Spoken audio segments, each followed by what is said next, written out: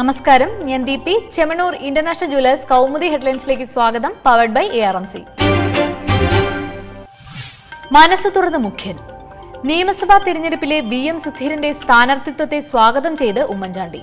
തിരഞ്ഞെടുപ്പിൽ സുധീരനോട് മത്സരിക്കാൻ ഹൈക്കമാൻഡ് നിർദ്ദേശിച്ചാൽ അതിനെ പൂർണ്ണ മനസ്സോടെ അംഗീകരിക്കുമെന്നും പ്രഖ്യാപനം.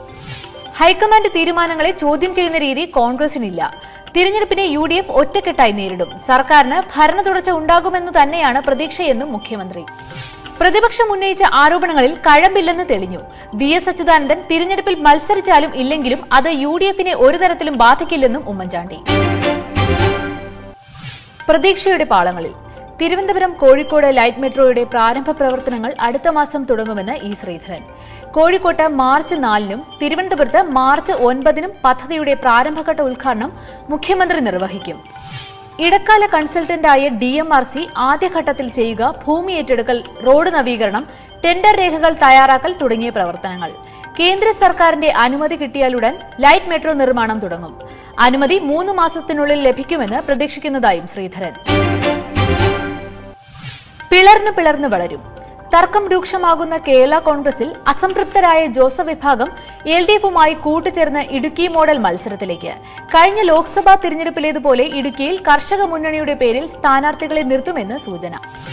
ജോസഫ് വിഭാഗം അധികമായി ചോദിച്ച 2 സീറ്റ് കിട്ടാൻ ഇടയില്ലാത്ത സാഹചര്യത്തിൽ ഫ്രാൻസിസ് ജോർജിന്റെ നേതൃത്വത്തിൽ പിളർപ്പിന് തന്നെ നീക്കം.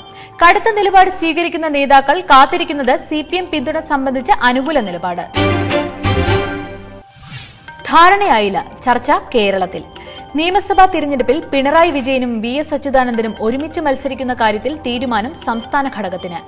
ഇത് സംബന്ധിച്ച അന്തിമ നിലപാട് പാർട്ടി കൂടിയാലോചനകൾക്ക് ശേഷമെന്നും CPM കേന്ദ്ര നേതൃത്വം.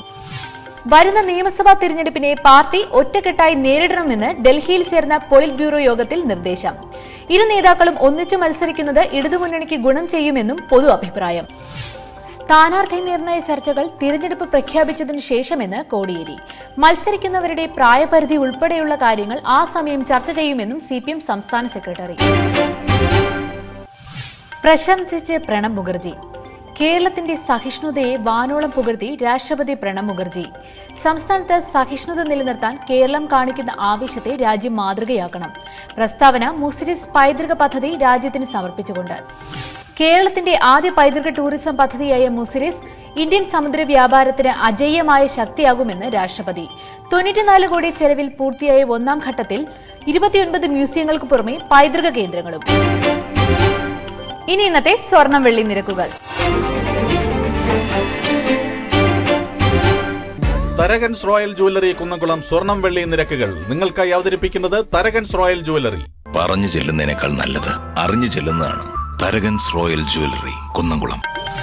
സ്വർണം ഗ്രാമിന് 2660 രൂപ, പവൻ 21,280 രൂപ, വെള്ളി ഗ്രാമിന് 39.86 രൂപ.